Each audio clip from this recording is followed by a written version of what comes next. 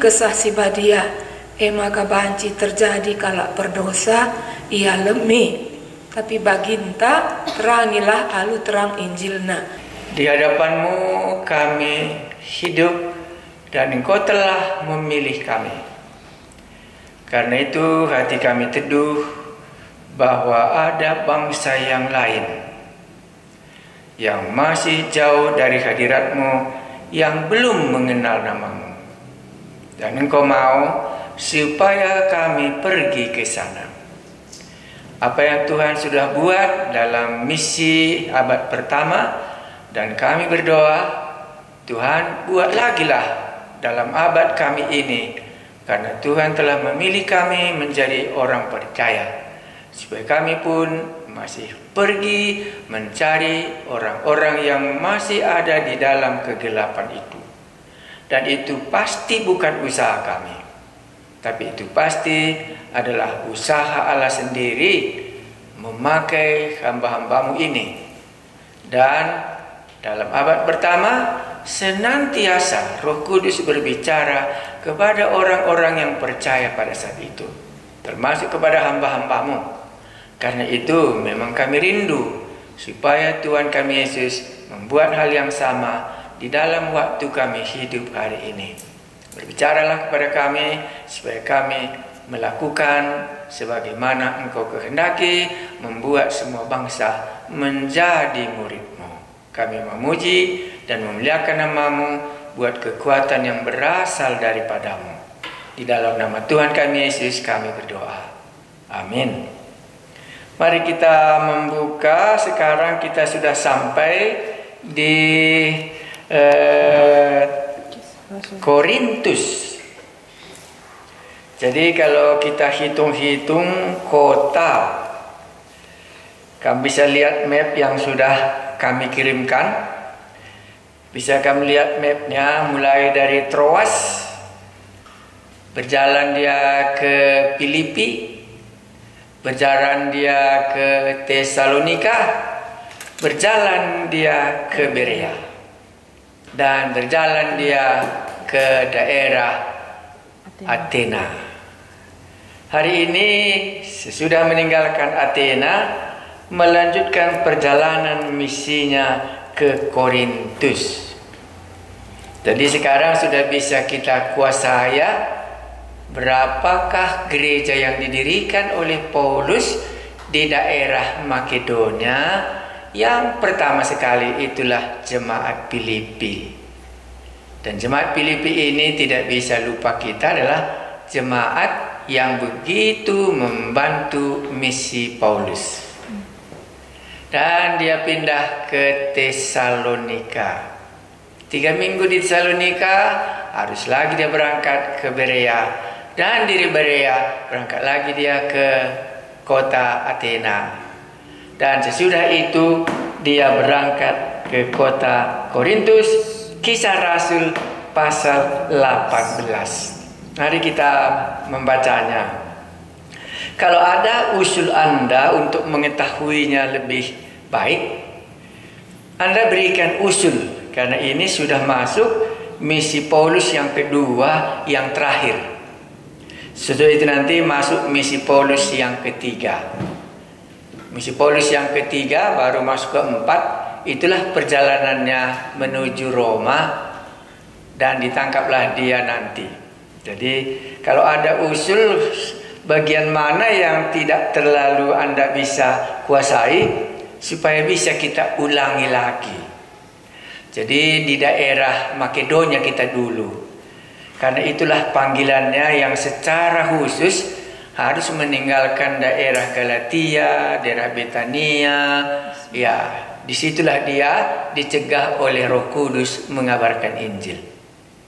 Karena pengalaman dicegah Roh Kudus mengabarkan Injil, kurasa jarang sekali. Tapi itulah yang dialami oleh Paulus, dan Roh Kudus mengarahkan mereka supaya ke Troas, dan masuklah dia ke Filipi. Itulah daerah Eropa. Jadi di Filipi kita tahu ceritanya. Baru di Tesalonika 3 minggu sudah banyak orang percaya. Baru dia masuk ke Berea. Di sana diskusikan Alkitab.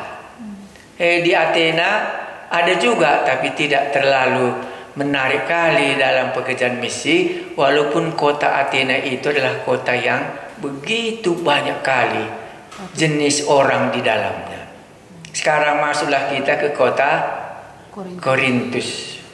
Mungkin inilah kota yang terakhir di daerah Makedonia. Baru nanti pindahlah dia ke Efesus, itu kembali ke Asia. Ya, jadi bisa lihat mapnya dan bisa diingat apa yang harus aku pelajari dalam misi. Tidak bisa tidak satu, itu kehendak Allah. Itu nggak boleh kita abaikan, karena itulah perintah Tuhan Yesus sebelum dia naik ke surga. Jadikan semua bangsa menjadi muridku. Jelas itu alasannya, supaya dia dipermuliakan dan semua pengorbanannya akan diketahui oleh orang berdosa, supaya orang berdosa itu bisa menerima kasih Allah. Itu tujuannya. Kita lihat Kisah Rasul pasalnya yang ke-18. Paulus di Korintus. Kemudian Paulus meninggalkan Athena, lalu pergi ke Korintus. Di Korintus ia berjumpa dengan seorang Yahudi bernama Aquila yang berasal dari Pontus. Ia baru datang dari Italia dengan Priscilla istrinya, karena Kaisar Claudius telah memerintahkan supaya semua orang Yahudi meninggalkan Roma. Ya, saya kadang-kadang karena sudah terlalu terbiasa, mungkin teman-teman gak bisa ikuti. Maksudnya saya ayat 2 ini langsung kita berbicara soal politik situasi di Kekaisaran Romawi. Akhirnya muncullah kawan sekerja Paulus. Itulah Priscilla dan Aquila. Alasannya ialah karena harus orang Yahudi ini meninggalkan kota Roma. Jadi dari satu sisi kota Korintus ini sudah duluan Aquila dan Priscilla ada di sana sebelum Paulus datang. Jadi dalam ayat 2 ini Tuhan sudah mempersiapkan Priscilla dan Aquila menjadi teman sahabat Paulus di kota Korintus. Dengan persoalan politik Rom di dalam Kekaisaran Claudius, menurut semua orang Yahudi keluar dari Roma. Karena memang misi tidak bisa tidak menyangkut politik dunia. Itu yang sangat mendasar mungkin dalam pikiran saya. Jadi orang yang bersedia pergi mengabarkan Injil, menjadi misioneri, setidaknya dia dapat baca bagaimana situasi yang Allah sedang buat di dunia internasional ini. Termasuk penerbangan, termasuk cara makan, termasuk dari segi keamanan, terlebih-lebih termasuk di dalam dunia politik. Makanya Priscilla dan Aquila, karena Kekaisaran Romawi Claudius pada waktu itu, semua orang Roma harus meninggalkan semua orang Yahudi harus meninggalkan Roma karena ada kerusuhan di sana. Mungkin mereka menganggap orang Yahudi ini yang membuat kerusuhan. Akhirnya dia kembali dan pergi ke Korintus. Dan Paulus datang, itulah ayat 3. Dan karena mereka melakukan pekerjaan yang sama, ia tinggal bersama-sama dengan mereka. Jadi Paulus tinggal bersama dengan Priscilla dan Aquila. Mereka bekerja bersama-sama karena mereka sama-sama tukang kemah. Jadi di Korintus Paulus bekerja.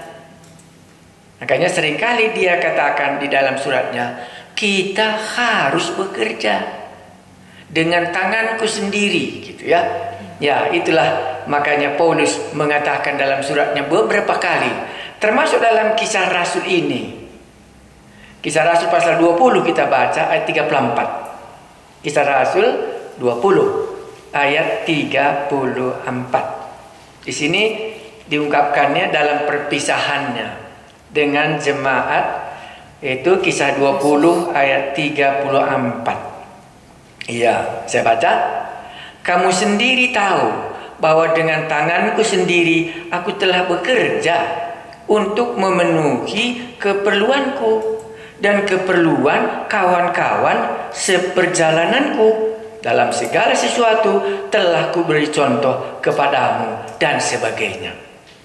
Itulah maka berani dia katakan bahwa dengan tanganku sendiri aku telah bekerja untuk memenuhi keperluanku.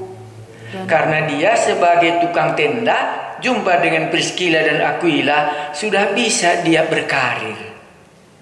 Hanya langsung kami tanya, kapan Paulus belajar tukang tenda? Langsung kita katakan, memang dalam sekolah rabbi, kan dia sekolah rabbinya Gamaliel ya. Di sana dia ajar satu keahlian untuk bisa mandiri. Dan kebetulan dia bisa membuat tenda. Kemungkinannya dia buat tenda ini bukan tenda yang kita bayangkan, tapi kemungkinannya kali tenda-tenda dari kulit, karena pada zaman itu itulah adanya. Jadi kemampuan di sekolah rabbinya itu, selama dia bersama-sama dengan Gamaliel itu, diberikan satu ilmu sama dia. Itulah membuat tenda. Wah, jadi apakah ini Pak semua sudah persiapan Allah sebelumnya? Kurasa iya. Karena tadi dikatakannya, supaya kami tidak menjadi tanggungan siapapun dalam pemberitaan Injil. Karena itu kami harus bekerja dengan tangan kami sendiri. Sebelum dia bertobat, masih dia di Gamaliel belajar hukum-hukum Farisi, diberikan sesuatu kepadanya yang perlu nanti dipakainya waktu dia dalam dunia misi. Jadi kalau Anda tanya, selama pengalaman Bapak, apakah hal ini digenapi? Kurasa iya. Itulah sebabnya makanya bisa kami 8 tahun di satu daerah. Karena ada bagian yang bisa kami mengajar di tempat itu. Sehingga satu sisi kami tidak menjadi tanggungan oleh orang lain. Karena bisa kita bekerja, bisa kita mengabarkan Injil tanpa tanggungan oleh orang luar. Ini persiapan. Tadi kita lihat persiapan dunia politik ya. Oke, Kaisar Claudius katakan pergi. Rupanya pergilah dia ke Korintus dan Paulus sampai di sana, dan mereka ini sama-sama tukang tenda. Jadi dia tinggal serumah dan dari situ dia berusaha. Maka sering kali dia katakan dia bekerja dengan tangannya sendiri. Nah, ini menjadi buah pikiran kita, mana tahu Roh Kudus akan mempersiapkan kita. Jadi kalau Anda tanya, apakah sebelum Bapak berangkat ke daerah misi pada waktu itu, tahu Bapak apa yang sedang dilakukan? Makanya, apa yang sudah dipersiapkan sebelumnya, itu yang kita harus lihat kapan ini bisa dipakai oleh Allah untuk mengabarkan Injilnya. Jadi ada persiapan, kemampuan secara cari makan, dia bisa menjadi tukang tenda bersama dengan Priscilla dan Aquila. Tapi di Filipi, di Tesalonika, di Siprus, di daerah Antioquia Pisidia, di Derbe, ini nggak ada kesempatan. Karena belum ada pasangan yang cocok. Makanya waktu kami ceritakan ini, kami bisa langsung lihat ada pasangan kami yang cocok, yang sama bebannya. Dan dialah yang menolong kami sehingga bisa kami menjadi guru. Kalau dia tidak di situ, maka kami tidak bisa kapanpun menggunakan apa yang ada pada kami sebagai tukang tenda yang Tuhan sudah siapkan. Dan perjumpaan kami dengan dia itu sama kali dengan ini. Kami tinggal dalam satu hotel yang sama. Dia juga baru datang, kami juga baru datang, barulah berceritakannya. Sesudah itu jadi tukang tenda lah kami sama-sama. Dia menjadi pimpinan sekolah di mana kami bekerja dan dialah mengarahkan kami. Makanya inilah dunia misi ayat 1, 2 dan ayat 3 gitu ya. Nah, dan karena mereka melakukan pekerjaan yang sama, ia tinggal bersama-sama dengan mereka. Mereka bekerja bersama-sama karena mereka sama-sama tukang kemah. Itulah nanti kalau Anda mau pelajari, itulah maka nanti kepada orang Korintus. Di dalam suratnya dia tulis 1 Korintus pasal 4 ayat 12. Hari kita coba baca 1 Korintus pasal 4 ayat 12. Apa dikatakannya kepada jemaat Korintus yang dia sedang dirikan ini? 1 Korintus pasalnya yang keempat, ya, ayatnya yang ke-12. Di situ dikatakannya soal pekerjaannya ini. Ayat umpamanya di sini. Ayat 11 saya baca karena itu titiknya. Sampai pada saat ini kami lapar, haus, telanjang, dipukul dan hidup mengembara. Kami melakukan pekerjaan tangan yang berat. Kalau kami dimaki, kami memberkati. Kalau kami dianiaya, kami sabar. Apa katanya sini? Kami melakukan pekerjaan tangan yang berat. Karena dia sekaligus tukang tenda dan sekaligus melayani di tengah-tengah jemaat Korintus. Itulah sebabnya makanya Paulus tidak menjadi tanggungan jemaat orang Korintus. Karena dia bisa mandiri. Baik, nanti di tempat lain juga akan sama sesudah dia berjumpa dengan Priscilla dan Aquila ini. Anda masih ingat Barnabas sebelum lupa?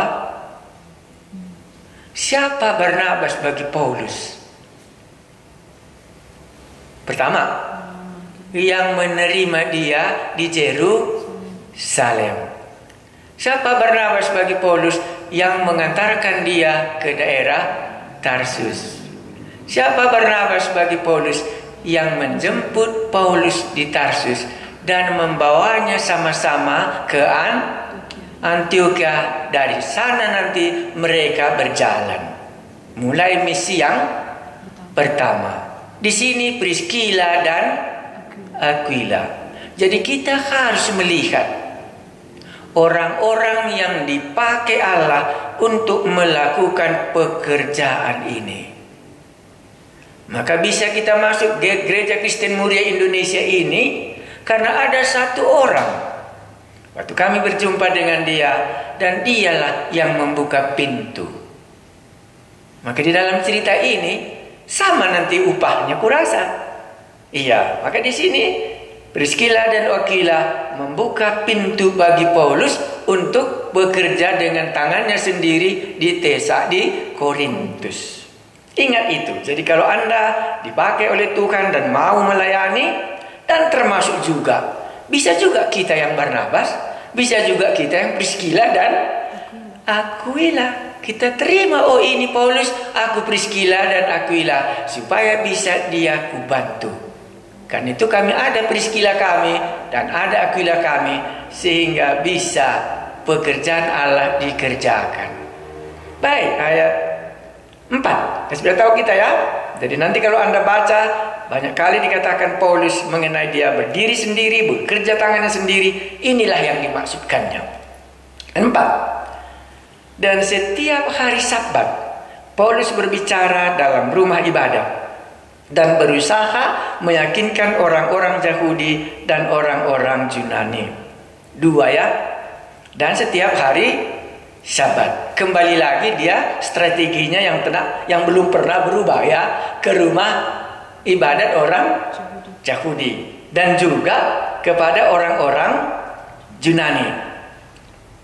Ketika Saulus dan Timotius datang dari Makedonia, ketika Silas dan Timotius datang dari Makedonia, Paulus dengan sepenuhnya dapat memberitakan firman, di mana ia memberi kesaksian kepada orang-orang Yahudi bahwa Yesus adalah Mesias. Kenapa bisa dia sepenuhnya? Karena Silas dan Timotius bisa menjadi tukang tenda. Jadi Paulus sudah bisa lepas dari tugas itu. Makanya dia sudah bisa mengabarkan Injil dan bersaksi dengan sepenuhnya. Dan menyaksikan bahwa Yesus adalah Mesias. Jadi beritanya nggak berubah, menceritakan tentang Yesus itu adalah Mesias. Hanya bagi kita, apakah ini jelas bagi kita Yesus Mesias? Kita tidak kupas lagi karena sudah banyak kali khotbah-khotbah yang sudah lewat.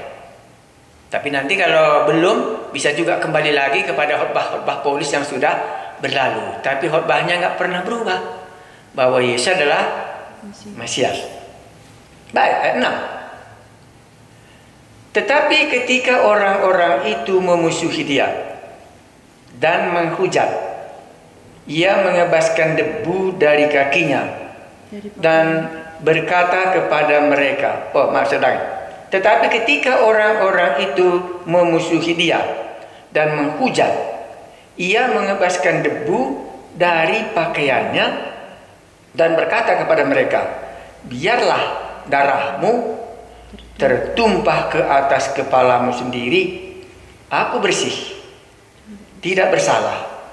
Mulai dari sekarang aku akan pergi kepada bangsa-bangsa lain. Ini saya buat di dalam catatan saya, ayat 6 ini karena Yehezkiel pasal 33 ayat 8. Jadi Paulus ada kesiapan di dalam hatinya, aku tidak bersalah kalau kamu tidak diselamatkan. Ya, karena di dalam kitab Yehezkiel, kalau kamu tidak memperingatkannya, kamu akan dituntut. Kalau orang jahat, memang mati dia dalam dosanya, tetapi aku akan menuntut pertanggungjawaban soal nyawanya daripadamu. Paulus, Yehezkiel 33 ayat 8 ini, itu menjadi imannya yang kuat. Maka Anda ingat di dalam surat Roma, aku berutang baik kepada orang Yahudi maupun kepada yang bukan Yahudi yang harus kubayar. Itulah sebabnya aku mau datang mengunjungi kamu ke Roma. Jadi kalau Anda tanya, iman yang dibutuhkan seorang pelayan itu apa? Iman yang dibutuhkan seperti Priscilla dan Aquila itu, haruskah kita sadar bahwa pertanggungjawaban nyawa orang ini akan dituntut Allah nanti dari kita? Itulah jauhnya iman. Karena kita sudah selamat, sama kita ada obat COVID-19 dan kita simpan. Kita tidak berikan kepada siapapun yang bergelimpangan manusia mati di sekeliling kita. Makanya di dalam perjanjian lama itu diingatkan. Makanya Paulus nanti berulang kali dikatakannya ini. Nanti jumpa lagi kita dalam Kisah Rasul pasal 20 pun, waktu perpisahan itu, aku bersih kepada semua orang yang binasa, aku tidak bersalah. Jadi sebagai hamba Tuhan, Paulus menyadari hal itu. Kalau dia tidak memberitakan, maka dia bersalah dalam hal itu. Maka Tuhan akan menuntut pertanggungjawaban daripadanya soal darah orang yang tidak bertobat ini. Itulah membuat dia dikatakan di sini, biarlah darahmu tertumpah ke atas kepalamu sendiri, bukan lagi di dalam tanganku, karena kamu menolaknya. Maka Tuhan Yesus katakan apa? Kalau engkau tidak percaya, engkau akan mati di dalam dosamu sendiri. Itulah dia. Aku bersih, tidak bersalah. 2 kali dikatakannya. Dan biarlah darahmu tertimpa kepadamu. Apakah masih ada bagian ini iman kita sesudah kita percaya? Masih adakah perasaan kita berutang? Oh, kawan ini nanti ke neraka dia, aku nanti harus memberikan pertanggung jawabannya, karena aku tahu jalan ke surga itu aku sudah tahu, dan aku tidak beritahukan kepadanya tak apa alasan lah. Tapi kalau menurut Paulus, aku bersih, tidak bersalah karena sudah kuberitakan kepadamu, tetapi engkau memusuhi dan menghujatnya. Karena itu aku bersih sekarang. Mulai dari sekarang aku akan pergi kepada bangsa-bangsa lain. Jadi kita lihat imannya Paulus di dalam ayat 6 ini. Ya, itulah yang kita langsung ingat. Oh, ada rupanya. Kalau kita percaya, kalau kita bertobat, rupanya ada utang kita. Jadi kalau kita meneruskan kisah para rasul ini dalam pikiran saya, sejauh mana nanti Roh Kudus akan berbicara lagi. Karena menurut aku jarang gereja membicarakan kisah rasul, apalagi seluruhnya. Ya, 1-2 boleh lah gitu. Ya, karena kisah rasul ini ciri-cirinya ialah kepada orang yang sudah diselamatkan dan Roh Kudus berbicara kepadanya untuk mencapai orang yang masih di dalam kegelapan. Dan Paulus mengungkapkan imannya, aku bersih, aku tidak bersalah kalau kamu tidak menerima apa yang kuberitakan kepadamu. Sekarang mulailah aku pergi kepada bangsa-bangsa lain. Baik, 7. Maka keluarlah ia dari situ, lalu datang ke rumah seorang bernama Titius Justus yang beribadah kepada Allah dan yang rumahnya berdampingan dengan rumah ibadat. Jadi satu rumah ibadat orang Yahudi, satu rumah ibadatnya Paulus, di mana orang-orang yang percaya kepada Yesus adalah Mesias mulai berdiri. Iya. Dipisahkannya, memang senantiasa kalau Paulus sudah khotbah, dipisahkannya orang yang percaya dengan orang yang tidak percaya. Nah, inilah yang kita lihat strateginya di sini, tidak disatukannya. Orang Yahudi yang percaya tadi gabung dengan dia. Ayat 8, ini yang mungkin agak kita renungkan. Tetapi Krispus, kepala rumah ibadat itu, menjadi percaya kepada Tuhan bersama-sama dengan seisi rumahnya. Kembali lagi masuk pertobatan seisi rumah di Filipi, dan lagi di tempat ini terjadi lagi. Dan kepala penjara itu menjadi orang yang percaya di Korintus. Jadi kita bisa bayangkan anggota jemaat Korintus nanti ada miripnya dengan jemaat di Filipi, keluarga. Tetapi Krispus, kepala rumah ibadat itu, menjadi percaya kepada Tuhan bersama-sama dengan si istri rumahnya. Dan banyak dari orang Korintus yang mendengarkan pemberitaan Paulus menjadi percaya dan memberi diri mereka dibaptis. Jadi di Korintus jauh lebih baik daripada di kota Athena. Jadi kepala rumah ibadat itu menjadi percaya dan seisi rumahnya dan membaptiskannya. Maka nanti dalam suratnya seringkali ini diungkapkannya. Aku diutus bukan untuk membaptis. Jadi kalau ada pun yang kubaptis di antara kamu, supaya jangan kamu katakan aku pengikut Paulus atau pengikut Apolos atau pengikut Kepas. Tetapi kalau tidak lupa aku, cuma keluarga Krispus yang ku baptiskan. Jadi sini dia Paulus membaptis. Baik, ayatnya yang ke-9. Pada suatu malam berfirmanlah Tuhan kepada Paulus di dalam suatu penglihatan. Jangan takut, teruslah memberitakan firman dan jangan diam. Apa kesan kita ayat 9 ini? Boleh Anda katakan, oh tapi kalau dalam doa jemaat mula-mula, kan topik doanya apa? Berilah kami keberanian. Waktu Paulus di pulau ini Papos juga, dengan berani dia langsung menantang Elimas itu. Tetapi di sini kembali dikatakan Tuhan kepadanya, jangan takut, teruslah memberitakan firman dan jangan diam.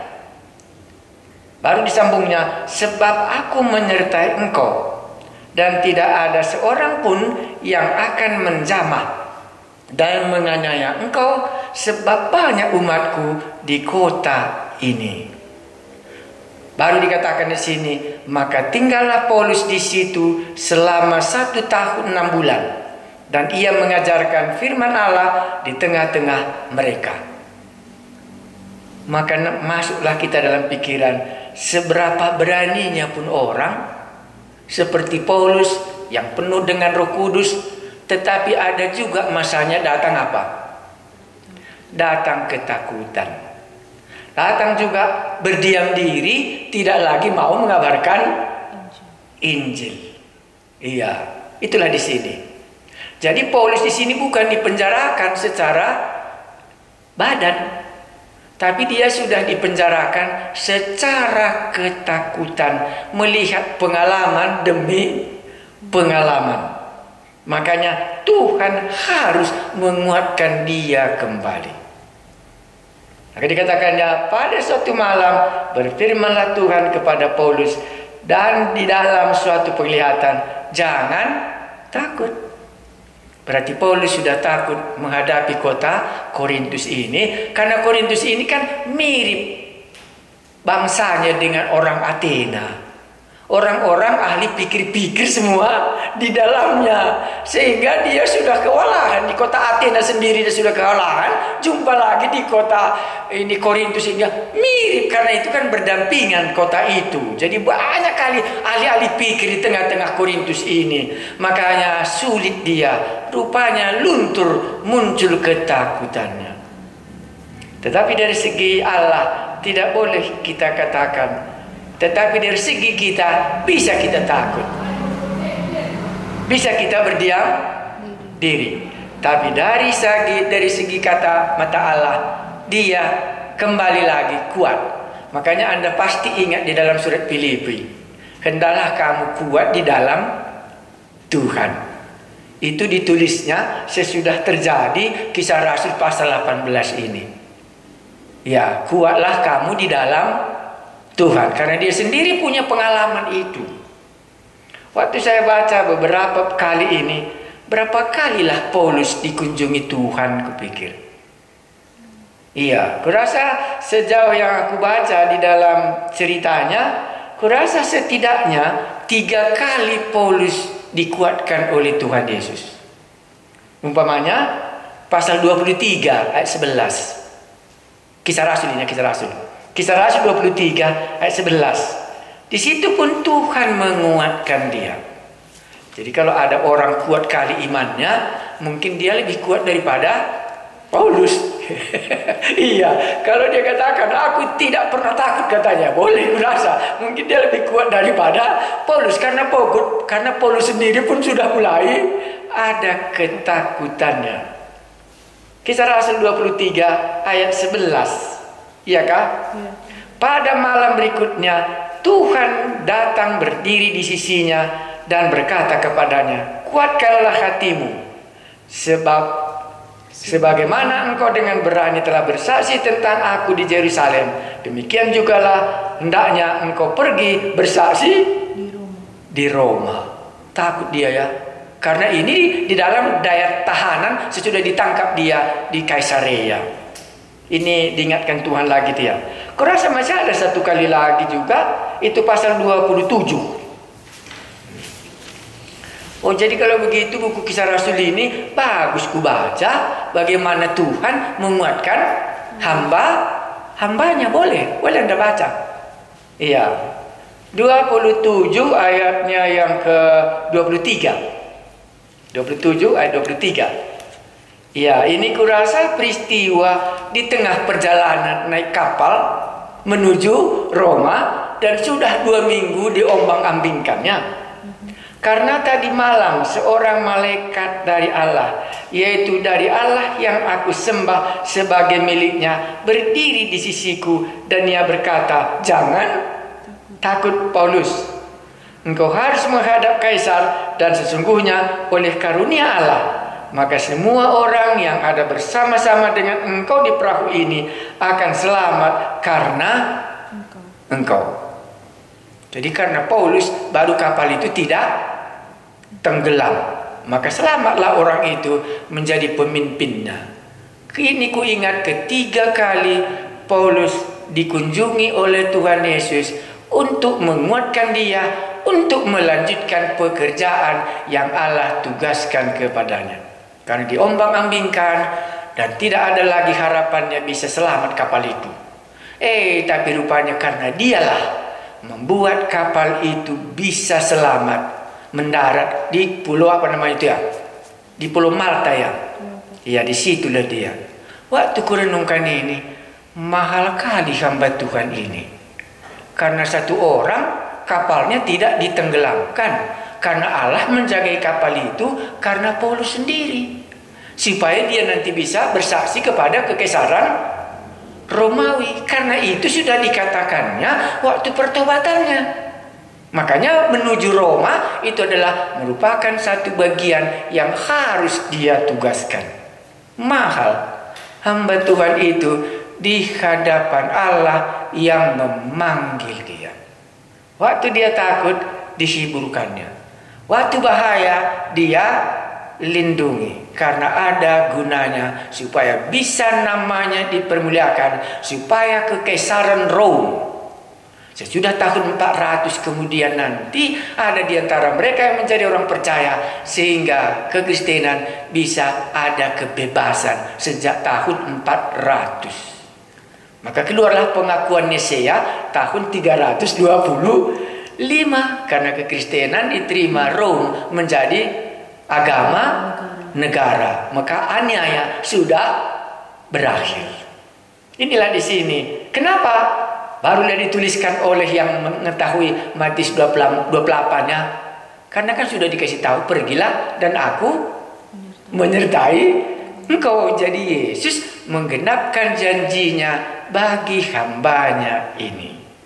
Karena Paulus sudah mulai merasa ada ketakutan, jadi perlu dia dikuatkan. Jadi pasti kita akan berkata, kapanlah aku dikuatkannya kalau imanku sudah mulai ada kesangsian hidup. Sudah kulihat, wah ada ketakutanku, jangan-jangan sebentar lagi aku ini tidak kembali lagi, begitu Paulus pikirkan. Tetapi Tuhan kembali menguatkannya. Jangan takut, teruslah memberitakan firman, jangan diam. Berarti di Korintus dia satu-satunya pernah diam, tidak mengabarkan Injil. Dan umumnya Allah memberikan alasan. Apa alasannya? 10. Sebab aku menyertai engkau. Dijaminnya ya, tidak ada seorang pun yang akan menjamah dan menganiaya engkau. Ada 4 jaminannya ya. Tidak ada seorang pun yang akan menjamah dan menganiaya engkau, sebab banyak umatku di kota ini. Ya, nanti Anda bisa lihat lagi hamba-hamba Tuhan yang lain, bagaimana Tuhan menguatkan Musa, bagaimana Tuhan menguatkan Yosua, bagaimana Tuhan menguatkan nabi-nabinya semua, sehingga mereka bekerja bukan karena kekuatannya sendiri. Kalau di Kisah Rasul pasal 1 itu kuasa diberikannya untuk melaksanakannya. Tetapi di sini Allah memberikan kekuatan kepada mereka supaya mereka jangan takut melihat kondisi yang sedang dihadapi, baik secara politik Roma maupun secara politik orang Yahudi yang senantiasa mau menganiaya Paulus. Tuhan datang untuk menguatkannya. Makanya dikatakannya ayat 11, maka tinggallah Paulus di situ selama 1 tahun 6 bulan. Dan ia mengajarkan firman Allah di tengah-tengah mereka. Paulus yang paling lama itu di kota Efesus. Di Efesus dia 3 tahun. Di Korintus dia 1 tahun setengah. Yang lain seperti lewat saja. Nah, waktu Anda membaca surat Korintus, Anda langsung dapat mengerti bagaimana jahatnya pun orang Korintus ini kepada dia. Tetap dia ingat apa yang dikatakan Allah, bahwa banyak umatku di kota ini. Makanya Paulus 1 Korintus dan 2 Korintus, dalam dasar itulah dia menulis surat kepada jemaat Korintus yang tidak mengakui kerasulan Paulus, dan yang membuat perpecahan di antara mereka itu. Tapi dia dengan iman yang sudah dikatakan Allah pada permulaan sekali, dia tidak mulai mengabarkan Injil. Dan itulah dasarnya waktu dia menulis surat, supaya mereka ini tahu bahwa kamu adalah umat kepunyaan Allah. Karena banyak umatku di kota Itu alasannya makanya Paulus dijagai oleh Tuhan. Itu alasannya makanya Tuhan menguatkan imannya. Itu alasannya Tuhan menjagai dia sehingga tidak ada yang menjamahnya. Sehingga digenapi Paulus lah di kota itu untuk 1 tahun 8 bulan. 1 tahun 6 bulan. 1 tahun setengah dia di kota ini. Dan kota yang paling lama itulah jemaat Efesus. Ya, dari sini kita bisa tahu bagaimana membaca kitab Korintus nanti. Maka walaupun mereka terus di dalam keadaannya yang tidak diharapkannya seperti dia, tapi tidak bisa juga kita lupa. Kan paling banyak karunia di dalam seluruh jemaat ialah jemaat Korintus. Makanya betul-betul lah memang mereka ini adalah umat kepunyaan Allah yang dipilih Allah kalau Injil diberitakan. Iya, jadi bisa lagi kita kembali. Oh, kalau begitu pekerjaan ini tidak bisa kita yang merencanakannya, tapi Allah yang sudah merencanakannya. Entah bagaimanapun nanti. Akhirnya Paulus menggenapi apa yang Allah katakan kepadanya. Maka dia mungkin di sini Paulus tidak ada dimasukkan ke dalam penjara karena sudah dijamin oleh Tuhan. Kemungkinan nanti waktu kita baca berikutnya, begitu jadi kerusuhan, langsung dia meninggalkannya, pergi ke Efesus. Karena Tuhan sudah menjamin. Ya, jadi boleh diantara kita, kalau iman kita terganggu, Tuhan sebagaimana Paulus engkau kuatkan. Bolehlah engkau menguatkan aku 1 kali saja. Kalau Paulus kan berulang kali. Ya alasannya juga kan gak sama ya. Kita kan cuma 1 masalah kita. Masa 3 kali kita dikuatkan. Naik kapal pun kita nggak pernah terombang-ambing. 2 minggu nggak makan di kapal kan nggak pernah kita. Iya. Di sini kan semuanya situasinya setiap langkah. Makanya kurasa inilah enaknya sebagai hamba Tuhan yang dekat dengan Tuhan dan Tuhan yang menguatkannya dari hari ke hari, termasuk khotbah. Jadi Bapak yakinkah kisah Rasul ini kok begitu sulitnya kami mengertinya? Kenapa dikhotbahkan? Alasannya jelas. Iya, tadi pagi nggak bisa beriman perwira itu kalau nggak dibuat Yesus dulu mujizat air menjadi air anggur. Kalau kita nggak lihat bagaimana Roh Kudus memimpin abad yang pertama, tak bisa kita masuk dalam dunia misi. Karena di mana Allah berbicara kepada kita harus persis sama dalam zamannya itu. Makanya di sini enak kita lihatnya, Tuhan menguatkannya. Kalau ini kubaca, senantiasa hatiku terhibur dari 1 langkah dan dari langkah berikutnya Tuhan yang menghiburkannya dan yang menguatkannya. Akhirnya masih ada kekuatan untuk melanjutkan, bukan demi aku, karena banyak umatku di kota ini, supaya sampai Injil kepada Kaisar, supaya kamu bisa bersaksi nanti di tempat yang lain.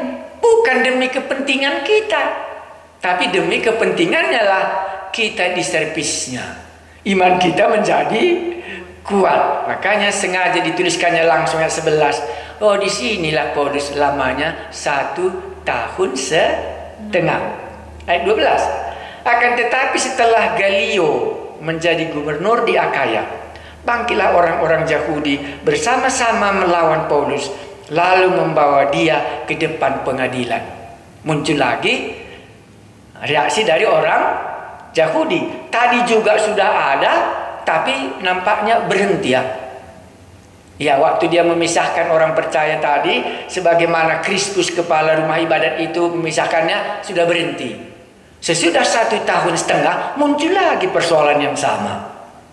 Ya, 14. Ketika Paulus hendak mulai berbicara, berkatalah Galio kepada orang-orang Yahudi itu, "Hai orang-orang Yahudi, jika sekiranya dakwaanmu mengenai sesuatu pelanggaran atau kejahatan, sudahlah sepatutnya aku menerima perkaramu.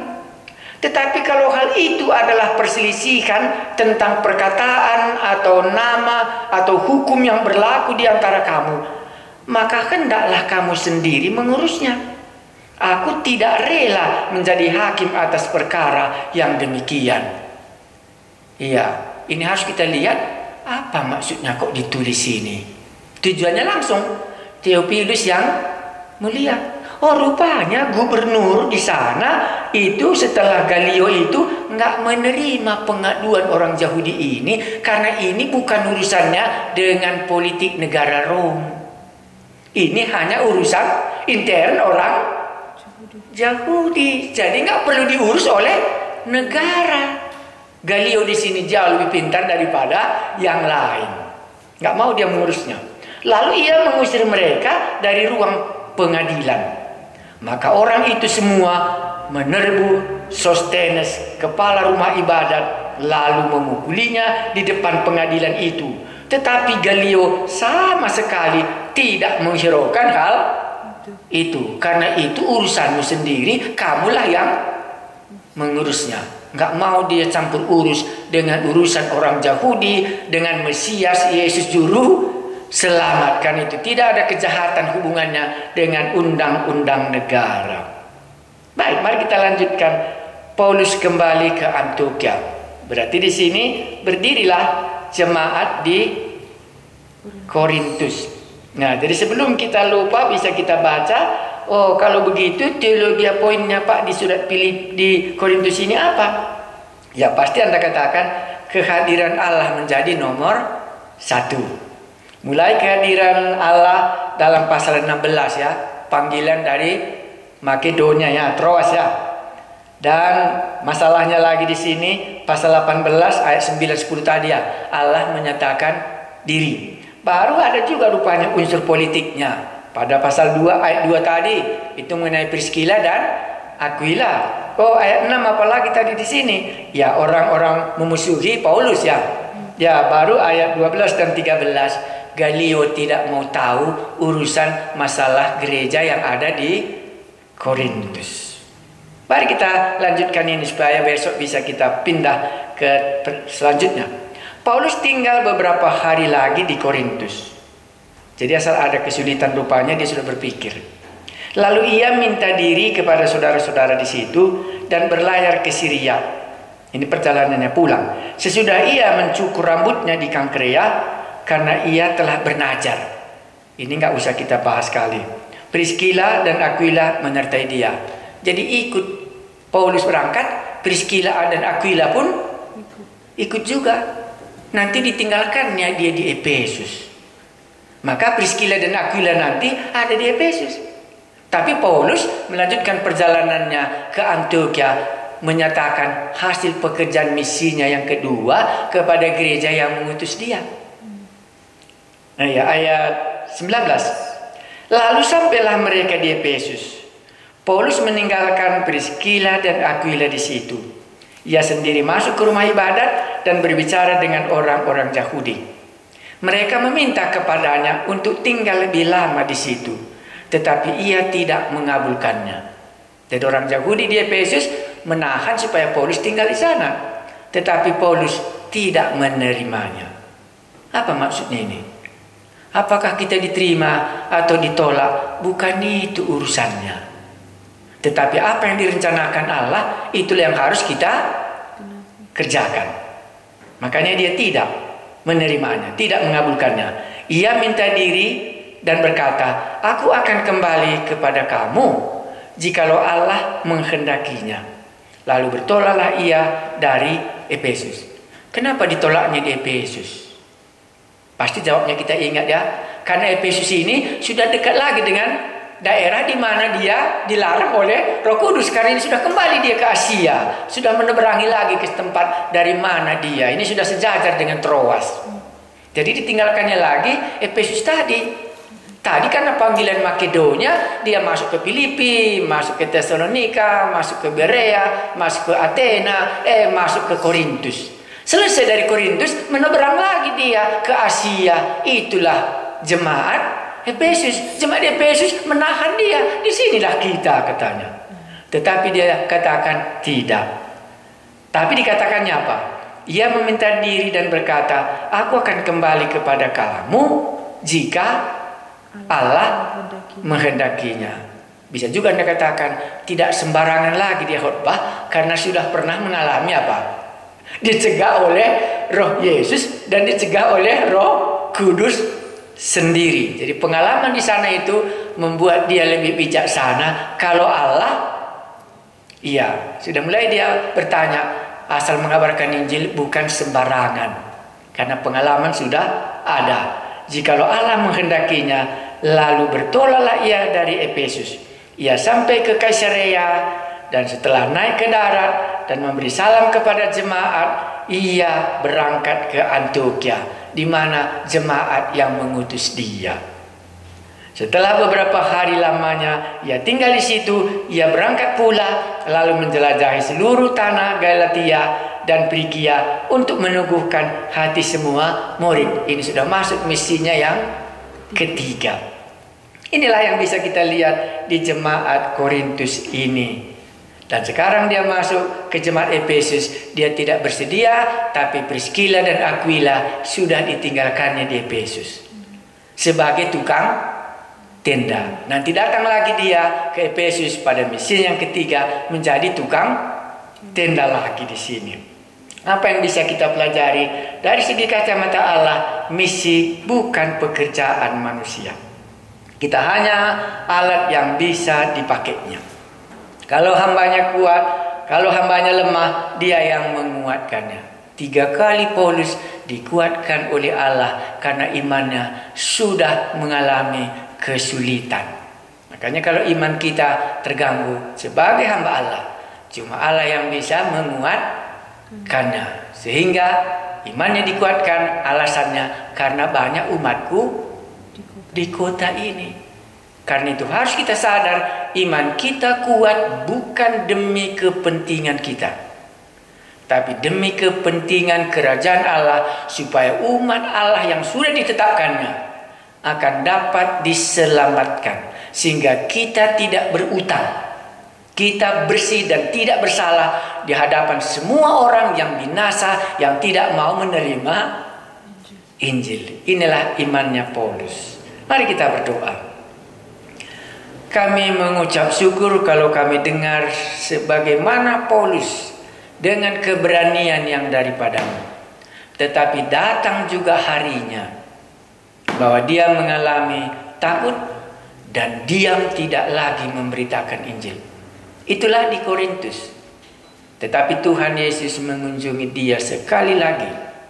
Hati kami terhibur oleh apa yang Tuhan Yesus buat kepada hamba-Mu Paulus ini. 3 kali Engkau menguatkan imannya. Karena itu kami merasa, kuatkanlah iman kami. Kalau tidak, maka iman kami menjadi diam dan tidak berani lagi untuk memberitakan Injil. Bahkan kepada orang yang Tuhan tetapkan diselamatkan, umat-Mu yang terlantar tidak bisa dicapai. Karena itu kami berdoa, kuatkanlah iman kami satu persatu. Jumpailah kami sebagaimana Tuhan Yesus menguatkan iman Paulus sehingga dia bersedia tinggal 1,5 tahun di Korintus untuk membangun jemaat itu.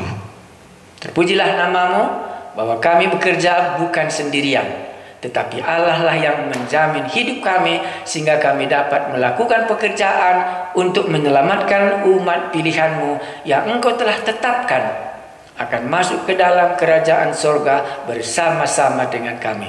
Sekali lagi kami berdoa supaya Roh Kudus yang sama di dalam kitab Kisah Para Rasul ini, pernyataan diri Tuhan Yesus di dalam Kisah Para Rasul ini, supaya ada di tengah-tengah kami kepada hamba-hamba-Mu ini.